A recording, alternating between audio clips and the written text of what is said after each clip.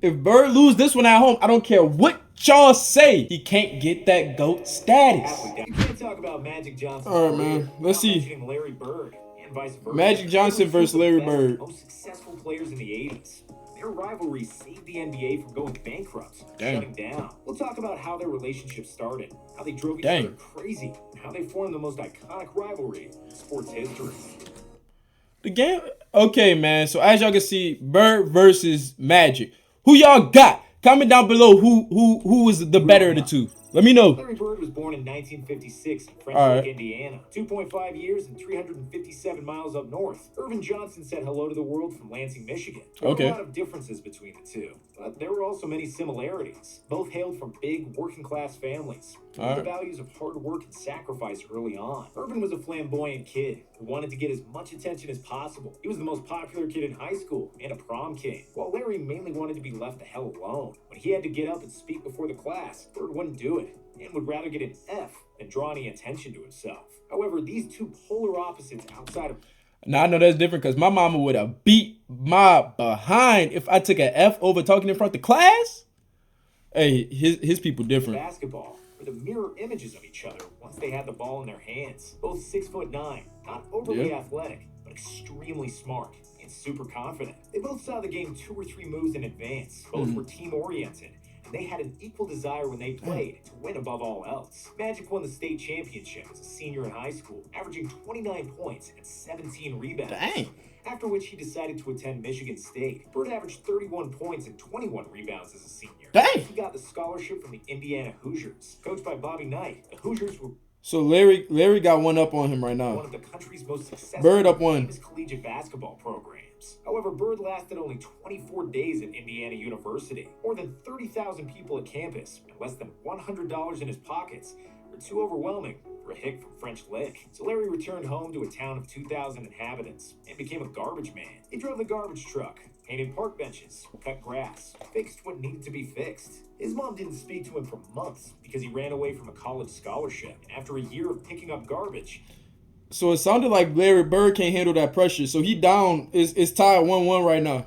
Larry decided 1-1. to return to the university. However, he Oh, he opted went to back? a much smaller Indiana State, which was Okay. much more suited for his social skills at the time. While the Okay. Hoosiers won their third NCAA title in 1976, Indiana State had never even reached the NCAA tournament. However, that would soon change with Larry Bird on the team. Bird Okay. averaged 30 points, 13 rebounds, and 5 assists per game with the Sycamores. My fault, my Led them fault. to an 81-13 record during his tenure. In his senior year, Indiana State reached the NCAA tournament for the first time and did so in a spectacular fashion, with Bird dominating the college ranks. Indiana State got off to a 33 Good pass. record and reached the NCAA finals against Michigan State and their sophomore point guard, Magic Johnson. First meeting, 1970.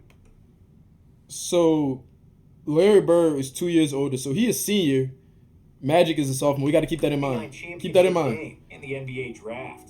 The first time Magic found out about Larry was from Sports Illustrated, which had a story about the best college player in the country. But he soon got to see for himself if that was true, because both Magic and Larry were selected to represent Team USA in the 1978 World Invitational Tournament. Larry and Magic were the best players on the court, trading behind-the-back passes and treating each other with no-look assists. They had instant chemistry on the court, but off it, not so much, as Larry wasn't the most talkative person on the planet, as you can probably imagine. However, before the NCAA Finals in 1979, Magic still wanted to greet Larry and shake his hand before the game, because after all, they were teammates on the USA team less than a year ago. But Larry wasn't interested. Was Larry Bird? Because kind of how it sounded. You can't shake somebody's hand who you was on the team with. I mean, I'm just saying. Shunned Magic, and their rivalry officially began. I'm just saying. 1979 NCAA Finals was the most watched NCAA Finals in history at the time, and it's still the most watched NCAA game ever to this day. A small school that had never reached the tournament was undefeated throughout the season, and an unathletic blonde guy made them the most talked about team in the country. The other school was led by a 6'9" point guard, which was never seen before. One was black, one white. One was outgoing and smiled for the reporters. One was shy and gave short one-sentence answers. They were the polar...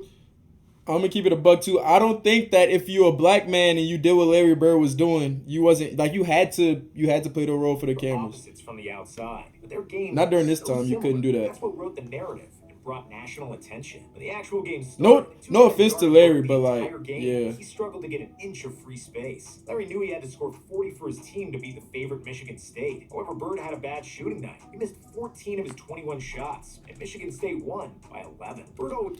All right, so yeah, 1-1. Because Larry Bird, again, it sounds like you can't handle the pressure right now. This moment in time during his college career, he cannot handle pressure. Noted. He says that it's the toughest loss of his career. After the NCAA finals, both Magic and Bird should have shook his hand. Lakers selected Magic with the first overall pick in the 1979 draft. Bird was picked 6th by the Celtics in 1978, and that was the last year a player could still stay in college after getting drafted. NBA saviors. By the end of the 70s, the NBA was in big trouble. TV ratings were down. Attendance was low, and there was very little buzz around the league and its players. Out of the top 10 most watched basketball games in the 70s, 9 were college games, and tape delays were the norm for the NBA. Drugs were a big issue. The level of basketball wasn't that great, and fights between players happened on the regular. The overall image of the league was terrible. Sponsored. Okay, so talk to me. If Bird and Magic went into the league when it wasn't very good, do y'all think they would have... Like, how good do y'all think they are? The league nearly collapsed by the end of the 70s. Just a question. When Bird and Magic came to the NBA in 1979, they brought the hype that surrounded them shorts. They both made them shorts, bro. Rookies and transformed their teams into title contenders. The Celtics improved their win total by 32 games from the year before Bird and finished first in the Eastern Conference. Magic's Lakers were first in the West, and the teams were destined to clash in the finals. But the Sixers spoiled another Bird and Magic duel. On the morning of the deciding Game 6 of the finals, the news came that Larry Bird won Rookie of the Year with 63 votes compared to just 3 votes for the second-place Johnson. Magic... Okay, so Bird got him up 2-1 right now. Larry up 2-1. He got Rookie of the Year.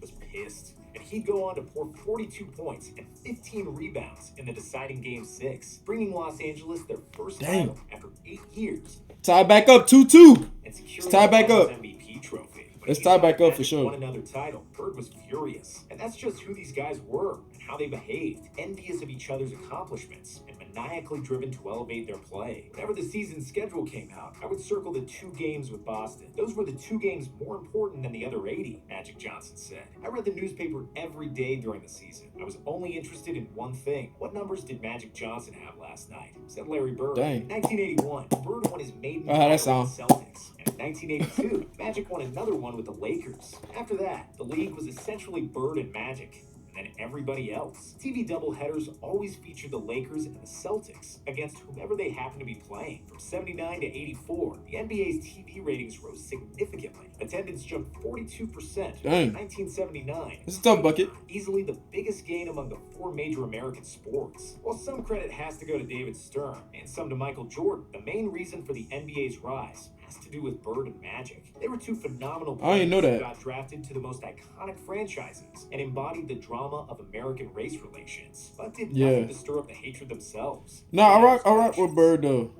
After the Sixers defeated the Celtics and the Lakers to win the title in 1983, Bird and Magic finally both advanced to the greatest NBA stage in 1984. The final series was tough and tightly contested, with the winner decided in Game 7. The Celtics played at home, and Bird was never more determined to win. Magic played back. If Bird lose this one at home, I don't care what y'all say, he can't get that GOAT status. He can't. Larry finally got his revenge for the NCAA. He got the dub? All right, yeah. So he up 3-2? Averaging 27 points and 14 rebounds. He was named the Finals MVP. He up 3-2? Media butchered Johnson for his mistakes in the deciding moments. Dang. As a result, Magic was on a mission for the 1985 season and played the basketball of his life. The Celtics and the Lakers met in the finals again. After a first game that finished 148 to 114 for Boston, it seemed like the Lakers didn't have it in them. However, after a big bounce back from Kareem, Magic steered LA to victory in 6 games and their first title in 9 NBA finals 3-3. against the Celtics. In the summer of 85, after that final series, a monumental shift happened in Bird and Magic's relationship. They started a Converse commercial together, with Magic visiting French Lick and spending time in Larry's home with the entire Bird family. For the first time ever, they talked and exchanged more than 2 sentences. After that, they struck a friendship, but their rivalry was as bitter as ever. The Celtics won the title in 1986 against the Rockets, and Bird won his 3rd consecutive MVP award. In 1987, the Lakers returned to the finals, again against Bird and the Celtics. In Game 4, Larry seemed to have scored a game winner, but Magic erased it with a spectacular hook shot Woo! with 2 seconds remaining. Wait, was that over Bird? But Bird was in there. Hold up, Bird was in there. Celtics. In Game 4, Larry seemed to have scored a game winner, but Magic erased it with a spectacular hook shot with 2 3-3 seconds or remaining. 4-3? A redemption for the clutch misses in 1980. 3-3 or 4-3? Bird still had a good look for the win, but he missed a jump shot at the buzzer, and the Lakers took a 3-3. 3-1 series lead. Three- Eventually won the series in 6. After the finals, Bird called Magic the best player he'd ever seen. Later years. Hey, no, y'all not gonna like it, but right now Magic Johnson has the upper hand. Slightly. Would you build a website for a major brand with more than 200 million? As Magic soared and won another title in 1988, Bird Yeah. was breaking down. He injured his back while chopping wood in French Lake in 1985. What? The injury worsened every season. He missed almost the entire 1989 season with a torn Achilles. When he came back, he needed nearly 3 hours of preparation and spinal adjustments to play basketball. Dang. He was under enormous pain, and it was hard for him to walk, let alone play. Hell did he Being do? tough SOB that he was, he stuck around until 1992, even though he should have probably retired in 1988. Magic kept winning MVPs by the turn of the decade, and the Lakers kept making the NBA Finals. However, they couldn't defeat the Pistons in 1989 and the Bulls in 1991 to claim the title. Before the 1992 season had started, Magic received terrible news. He contracted HIV and Dang. subsequently retired from the NBA. Bird 4-4. was in shock, and he immediately called Hey, 4-4.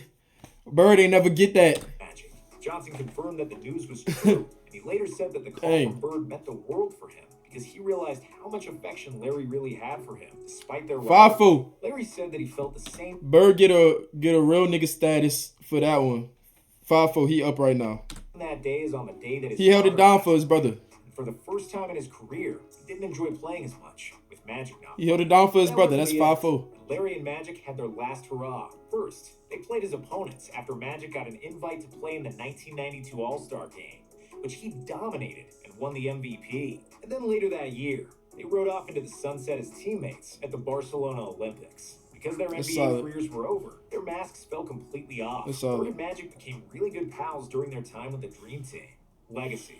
Magic and Ooh. Bird played against each other 37 times in their NBA careers, and Johnson won 22 of those games, compared to Dang. Bird's 15. When it comes to trophies, it was 8 finals, 5 titles, and 3 MVPs for Magic, and 5 finals, 3 titles, and 3 MVPs for Bird. In Dang. the end, Magic won more hardware, but Bird was likely a more complete player because he was a better shooter, especially early on. Both players worked extremely hard to outplay the other and were each other's biggest motivation. Their rivalry was the biggest storyline in Hey, the that's 80s. solid. That's They cute, though. saved the NBA. They desperately needed saviors. In 2010, Larry and Magic wrote a book together. And in 2019, they got the NBA Lifetime Achievement Award together. Even That's though they were solid. still polar opposites, Larry and Magic always seem to be intertwined and go together like peanut butter and jelly.